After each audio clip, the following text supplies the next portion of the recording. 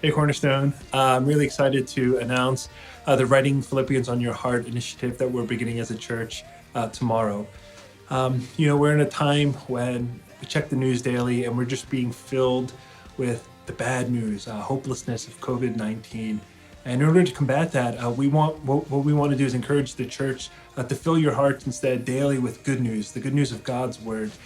Psalm 19 tells us that God's word is treasure, it's precious to us. And so rather than being filled with the dread of COVID-19, let's be filled with the hope of Psalm 19. And so what we want to do for the next 2 weeks is basically together as a church, we want to write out the book of Philippians by hand. And by doing so, we hope that we can meditate on it, reflect on it, maybe even memorize portions of it. And so we have a 2-week plan for you where we are reading through Philippians 1-4, and then every day writing a portion of it out by hand. We hope that by doing this, we can engage in more senses than just reading with our eyes, that we can say it with our mouths, we can hear it with our ears, and we can write it out with our hands. We want to encourage you to not just do this alone in your own quiet times, but to make it a family event that you can do it with your spouse, you can do it with your children.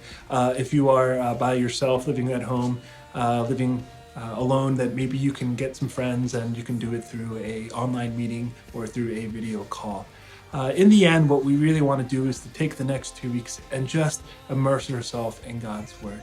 We also want to encourage you to share your progress with us by posting it on social media. You can tag us at Cornerstone Pres Church and use the hashtag Psalm 19 over COVID-19 as a sort of declaration that we won't let the bad news out there discourage our hearts, but we will be filled with the hope of God's word. And so I look forward to seeing all of your progress. I'm going to be doing it together with you.